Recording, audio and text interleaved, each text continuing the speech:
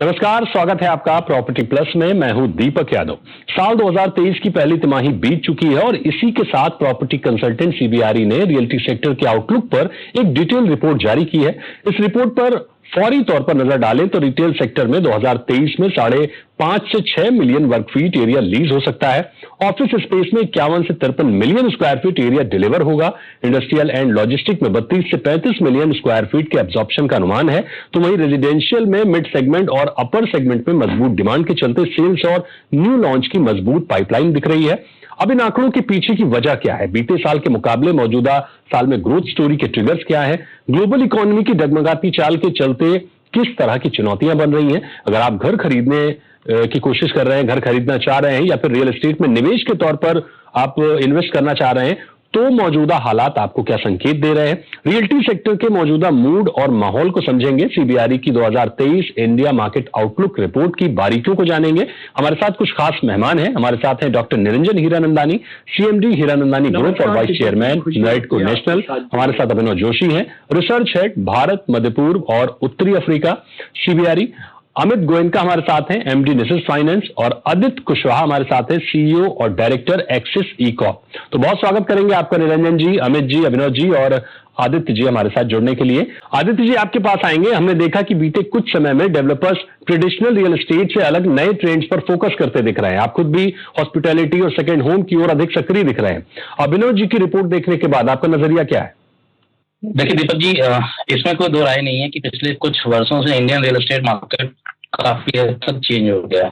अगर हम overall segment देखेंगे तो केवल रियल एस्टेट नहीं, इस रिपोर्ट के अनुसार लीजिंग सेक्टर काफी अच्छा इंप्रूव हुआ है, इंफ्रास्ट्रक्चर काफी इंप्रूव हुआ है। तो अब हमको नए नए ट्रेंड जो है, नई नई प्रैक्टिसेस फॉलो करनी पड़ रही हैं, जिससे जो है कस्टमर्स को उसके जो है रियल रिक्वायरमेंट को पूरी करा जा सके। करंटली जो मार्केट है वो काफी हद तक जो है लीजिंग बेस्ड मार्केट है कि लोग अपने रिटर्न्स पे अच्छा आरओआई देख रहे हैं, इसलिए जो है लोग कमर्शियल रियल एस्टेट में इन्वेस्ट कर रहे हैं, या जो और बड़े लार्ज साइज कॉर्पोरेट्स हैं वो वेयर हाउसिंग में इन्वेस्ट कर रहे हैं। तो प्रॉब्ली जो रियल एस्टेट का सिनेरियो है, जहां पर लीजिंग अपॉर्चुनिटीज ज्यादा अच्छी मिल रही हैं, उन पे बायर का सेंटीमेंट फोकस मिल रहा है। Apart from the primary housing, उसकी जरूरत तो चली रही है, बट जो मेजर फोकस है वो जहां पर रेंटल के आरओआई अच्छी अपॉर्चुनिटीज हैं, उनमें फोकस देखने को मिल रहा है।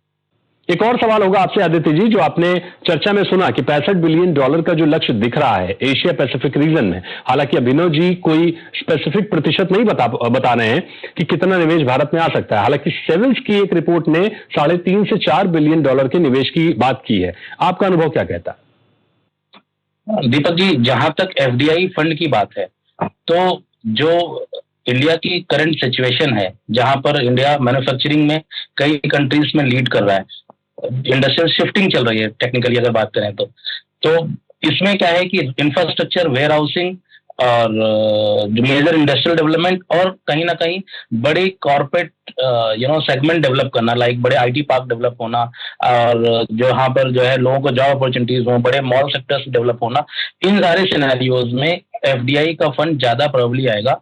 अगर मेरे लास्ट अभी सीबीआरई की रिपोर्ट भी हम पढ़ ही रहे थे और सारी डिस्कशन देख रहे थे, तो मेरे को लगता है कि ओवरऑल हिस्सा में कम से कम 10 से 15% का हमारे को इंडिया को बड़े आराम से जो है इसका शेयर मिल जाना चाहिए, बिकॉज हमारी मार्केट कंडीशंस फिलहाल बहुत अच्छी चल रही हैं। बिल्कुल, यानी इस चर्चा को समझने की कोशिश करें तो भले ही दुनिया भर में आर्थिक संकट संकेत दे रहा है, लेकिन कम से कम सीबीआरई की इस रिपोर्ट को देखने के बाद यह साफ हो जाता है कि भारत में बहुत ज्यादा दमदार ग्रोथ अगर नहीं भी दिख रही है तो हालात बहुत बुरे भी नहीं दिख रहे हैं। तमाम रियल्टी सेगमेंट में, चाहे बात ऑफिस स्पेस की हो, इंडस्ट्रियल एंड लॉजिस्टिक्स की हो, रिटेल की हो या फिर रेजिडेंशियल की हो, सतत निवेश की तस्वीर नजर आ रही है। बहुत शुक्रिया करेंगे आपका निरंजन सर, अमित जी, अभिनव जी और आदित्य जी हमारे साथ जुड़ने के लिए। प्रॉपर्टी प्लस के अगले एपिसोड में करेंगे किसी और टॉपिक पर बात। तब तक के लिए नमस्कार।